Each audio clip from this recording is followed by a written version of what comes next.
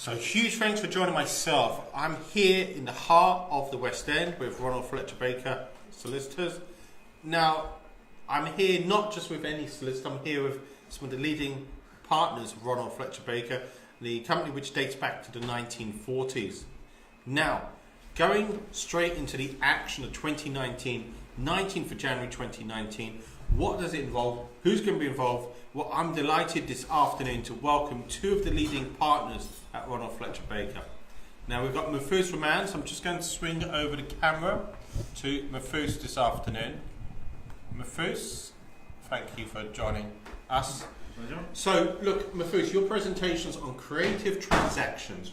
What does it mean for the listener there on the 19th of January 2019? It's a lovely venue. It's in the heart of the city of London, yards away from St Paul's. So why should listeners at the National Development Summit, that's not my phone buzzing, I thought that was, but you can't reach me, I'm on live at the moment, so please don't call. But in terms of yourself, Mahfouz, creative transactions, tell the listeners a bit more about your presentation. Sure, thanks, Brendan. So I'm a partner at Ronald Fletcher Baker, and I specialise in property transactions, acting for investors and developers. So myself and one of my colleagues, Tanaz, we will be doing a presentation on titled Creative Property Transactions, and ultimately what we will be looking at and explaining is different avenues in which investors and developers alike can use when they're looking to acquire properties. So let me just interrupt you there. I won't try to interrupt. Brexit. Is it really key, more important right now in January 2019 for people to come along, possibly because of the uncertainty of Brexit? Sure. So thanks for putting that out there. So one of our main themes as to why it's quite important to understand the various ways in one can acquire an interest in property, how one can invest into property is by the situation, the economic uncertainty that may throw, and there may be a variety of ways of doing potential deals. So for instance, we will be looking into conditional contracts, we'll be looking at delayed completion contracts, we'll be looking at option agreements. So these are some of the elements we'll be looking at. Do you want to just expand on the option agreements? I know you're going to expand that on the summit. Sure. So all of these we will be expanding in detail and advising the audience as to how to approach them, what are the risks in them, what are the headline terms you need to negotiate when you're negotiating with landowners, in securing option agreements. And option ultimately is the right to buy a property within a certain period of time, which is usually referred to as the option period, and we will be kind of explaining to clients as how one goes about that.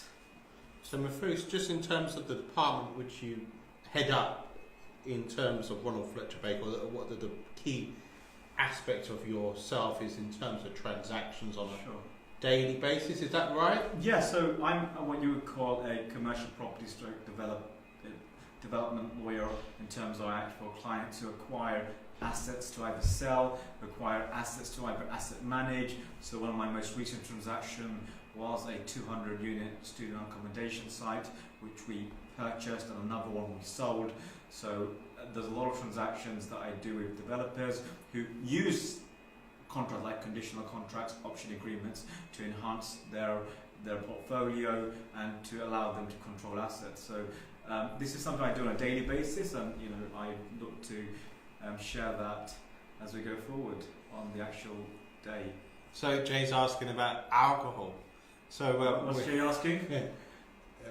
I didn't know we're taking questions. I don't know if we're taking questions. I'm sure there will be alcohol at some point, Jay, but we don't even need alcohol for this.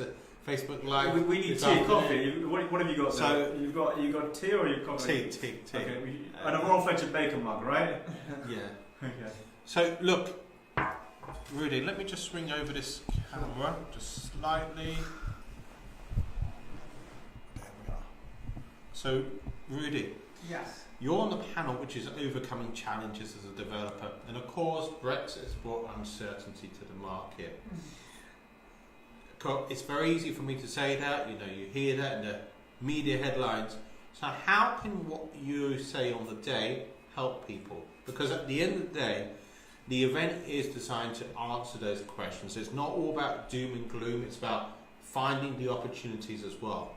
Well, yes, thank you, Brendan. And, on the day I'll be speaking about overcoming challenges. It's what I do on a day-to-day basis as a litigator. And, this can travel quite a distance from vacant possession strategies, and there's been a lot of developments in the law about this recently, in particular as a result of the S. Francis versus Cavendish case, which really kind of changed the landscape when you're advising a commercial, an owner of commercial property in terms of getting vacant possession from a commercial tenant, all the way through to things such as right of way, rights to light, overage, those kind of things. In terms of, you want to just expand on rights to light, because that's the first time we've come across that for a while. Well, I mean, obviously with substantial developments, you have to look at the array of difficulties that you could have in terms of development. So you often look at your rights of access and your easements that exist there in terms of how you're going to build the development, also in terms of how you're going to access the development once it's in place. A lot of people sometimes neglect that aspect of it in terms of, well, once we build this development out, can we actually even have an intensification over the rights of access?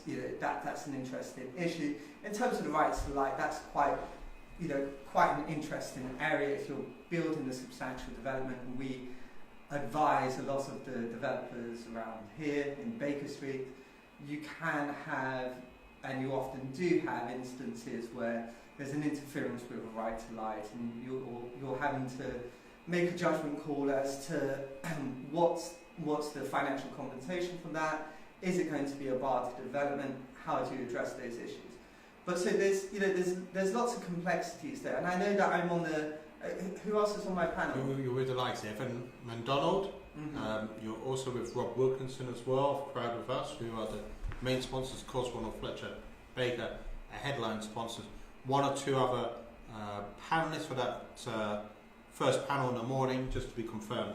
Oh, that's great. So I've spoken to Evan about a few of his developments as well, and overcoming issues on that. So perhaps Adam and I can speak beforehand and try and share those experiences with the rest of the crowd.